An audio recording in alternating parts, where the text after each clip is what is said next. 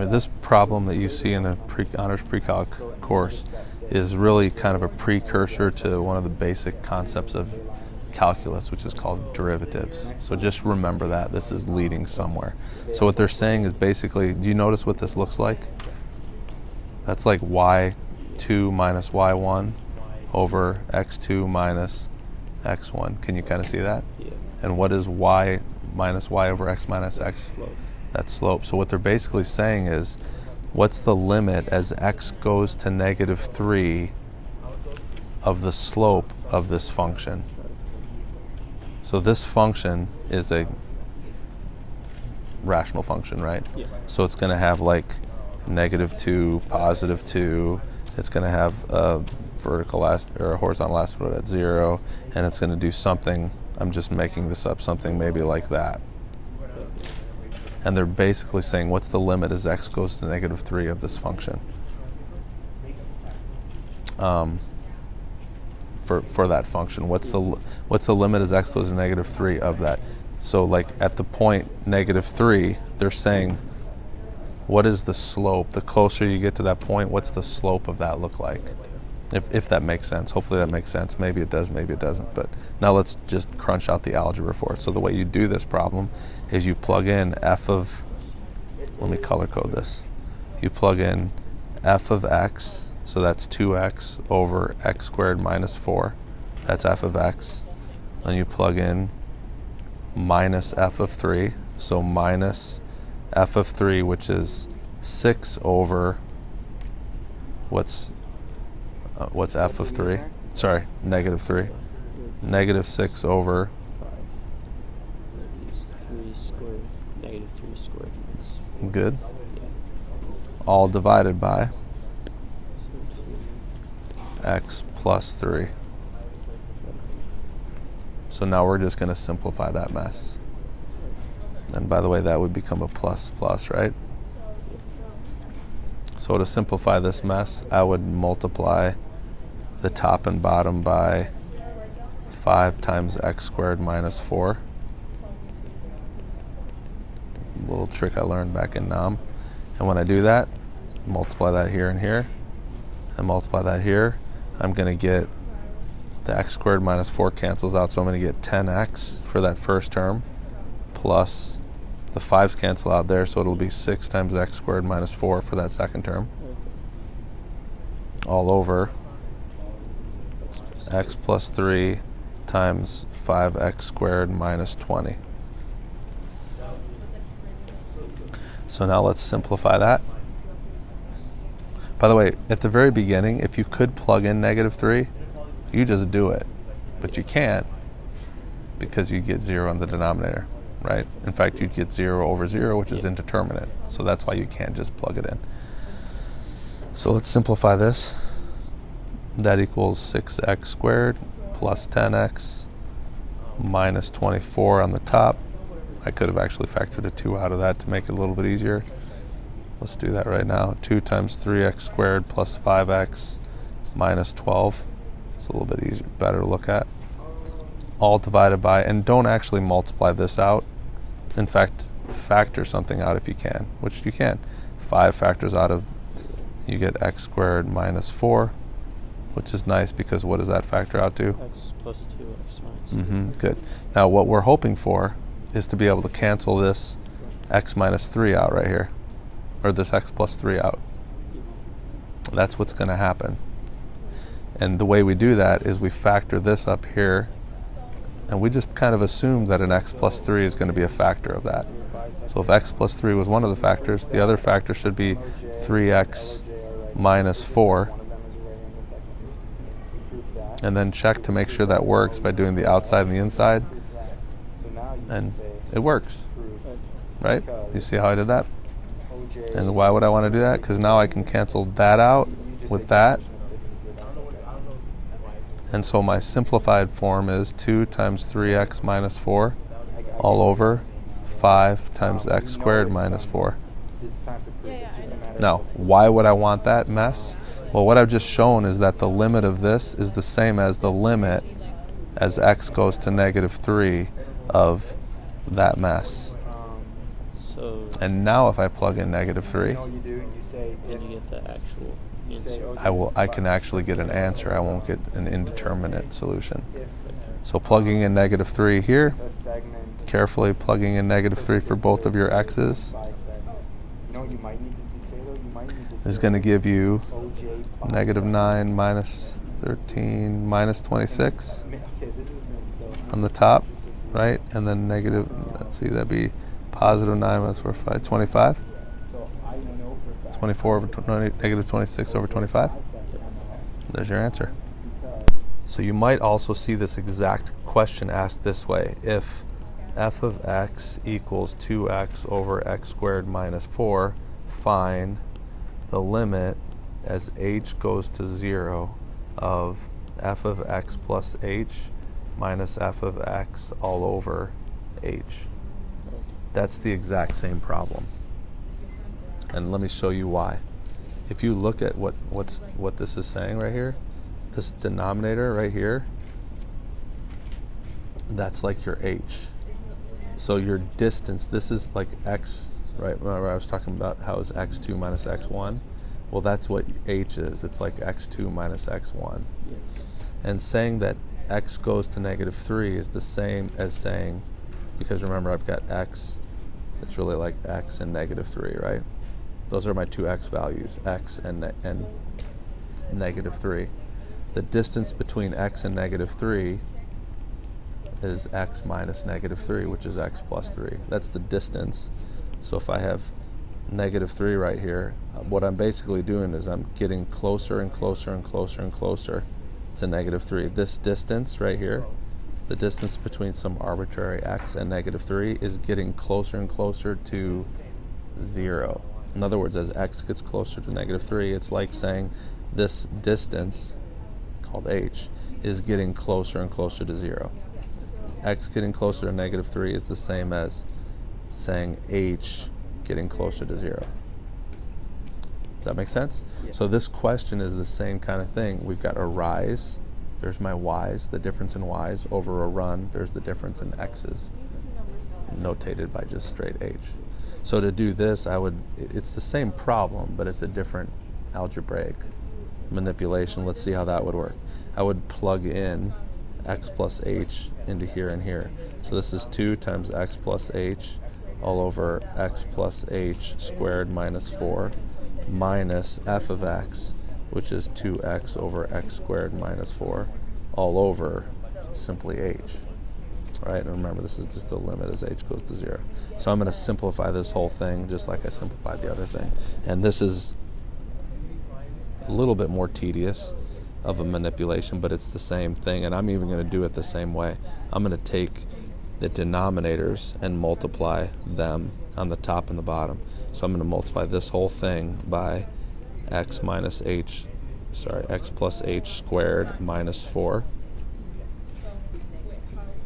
and x squared minus 4 on the top and on the bottom.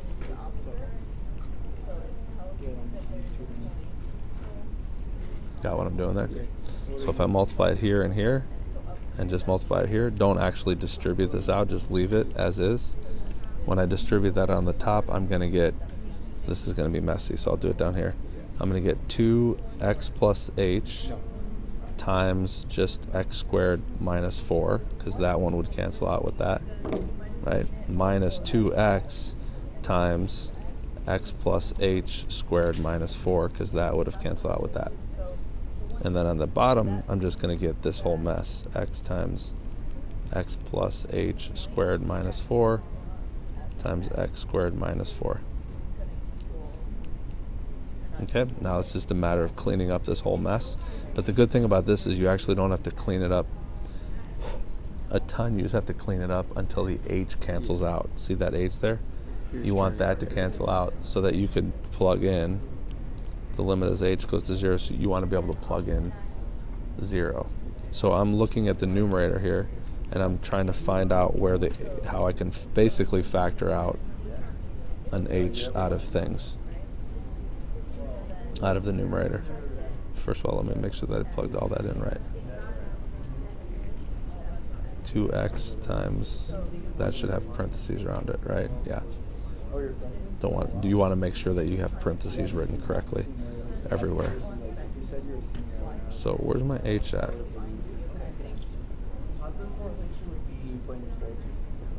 All right, so let's distribute. Ready? 2x plus 2h times x squared minus 4 minus 2x times x plus h squared minus, plus 8x. So when I distribute, I'm just going to leave the denominator as it is. When I distribute this in, I'm going to get 2x cubed minus 8x minus 8h. What I miss? Plus 2hx squared. That's that one distributed in. And I'm going to have to expand that out and distribute it too. So that's x squared plus 2xh plus h squared all times 2x. Negative 2x. So that's negative 2x cubed minus 4x squared h minus 2x h squared, and then plus 8x. And what magically will happen if you do this correctly is things will just start canceling out. Those cancel out.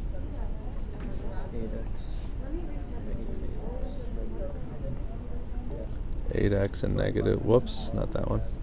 Negative 8x cancel out. Does anything else cancel out? 2, 8. No, those are different. But now what you can see is that I can factor an h out, right? So now what I can do, let me make some room here for that. So now what I can do with this, I'm going to rewrite that at the top. Minus, actually I'm going to factor an 8 out of all of these things right here. An h out, rather. So that's minus 8 plus 2x squared minus 4x squared. Oh, wait. Yeah, those can combine together, right? But it doesn't, you don't actually have to combine them. Minus 2xh. That's all in my numerator. And in my denominator was this thing here, which is h times x plus h squared minus 4 times x squared minus 4. And now, beautifully, I can cancel those h's out. And this is the limit as h goes to 0. So now, see, I don't even really have to worry about simplifying everything, because now I can just plug in zeros for h's everywhere and then simplify it. So that equals negative 8 minus 2x squared on the top. Got it? And it equals x squared minus 4 squared on the bottom. So once you cancel out the primary h, I'll call it, the outside h, you can just plug in 0 for the rest of them. Yep, because now when you plug in 0 for the rest of them, it doesn't cause any problems because I'm not dividing by 0 entirely. You understand that? So I wanted just to cancel out that h, kind of like with rational functions. Remember with rational functions, you had the whole and you cancel it out, and then you were able to graph the rest of the equation. You just put a little dot where that hole was. Put a hole in the graph, where the hole was. Was that the same answer as what we got before? Should have been. So again, my point that I made to you, the whole reason behind this is because in calculus, you're going to do this. This is called finding the derivative. And if you can understand derivative now in pre-calculus, before you get into calculus, it makes calculus really easy. This is semester 1 of calculus 1. You ready? The derivative is notated like that. And the derivative of a quotient, there's this thing called the power rule, x squared minus 4. If this is like your function g of x, then the derivative of that, you just take this, drop it down to the front and multiply it and reduce it by 1, and do that for all of the polynomial terms. So the derivative of this is just 2x. And the derivative of, let's call m of x the top, which is just 2x, right? What's the derivative of m of x? So would that be x squared? Nope, you take this, bring it down, multiply it, so that's 2, and reduce it by 1. What's x to the 0? X to the 0 is 1. Good, so this is just 2. The derivative of that is just 2. And so the derivative of a quotient, you use the quotient rule, which is the low, which is low means the denominator. You take the denominator times the derivative of the numerator, which is 2, right? Minus the high, which is 2x, times the derivative of the denominator, which was 2x, all over low squared. It's called low d high minus high d low over low squared. That's a little riddle you remember. Low d high minus high d low over low squared. And then you just simplify that. So that equals 2x squared minus 8 minus 4x squared all over x squared minus 4. Got it? And then sure enough, that equals that. That's how I knew that our thing was right, because I could see the derivative, because that's what they're asking you to find, the derivative. And what is the derivative? The derivative is basically a shortcut helping you to find the slope of every tangent line at any point. So for instance, x squared plus 3x plus 2. That's my function. What does that do? What's that look like? So that is basically quadratic. It's x squared plus 2 and x plus 1. So at negative 1 and at negative 2, and it opens up, right? Yep. So it's that, right? That's just a function, right? So what's the derivative of this function? What did I tell you about the derivative? The derivative is just drop these down. It's 2x plus, drop that down, 3, and that just goes away. It's just 2x plus 3, right? This basically tells you at any point the slope of the tangent line. So let's take, for example, the point 0. What's the slope of the tangent line at 0? What's it kind of look like to you? If I drew a tangent line, you know what a tangent line is? Yeah. If I drew a tangent line, what's that slope roughly look like? 3. Good guess. Let's see if that's right. When I plug in 0, when I plug in, I'll call it f prime. F prime of 0, I'm plugging 0 into here. It is. It's 3. The slope is 3. What's the slope look like as you get higher up? What's the slope of this point up here? Let's say that this is 2. What's the slope at 2? If I drew the tangent line at 2, what does that slope kind of look like? Is it bigger or smaller than the other one? That would be a bigger slope. It's a bigger slope, right? And sure enough, when I plug in 2, what's f prime of 2? So f prime of 2 would be 7. It would be 7. The slope of that line is 7. And what's this over here, like let's say negative 3? At negative 3, what's that kind of look like? F prime of negative 3, is it a positive or negative slope? That would be a negative. It's a negative slope. Yeah. And what is it? Negative 3, negative 6 plus 3, it's negative 3, right? Yeah. Which is good because it actually is, it should be, because it's right straight across from that, right? It's just the same slope, but it's the negative version of it. So then... Make sense? Yeah, so then you could use this instead of the H thing to make it a lot easier. Okay. If you know the trick. Yeah, if you remember the... But you don't know all the formulas. I only showed you 2. Yeah. I only showed you product rule, which will always work, by the way. So it would work for this one. Yeah, okay. And I also showed you the quotient rule. I'm sorry, I showed you the power rule, Power. and then the chain rule, the quotient rule.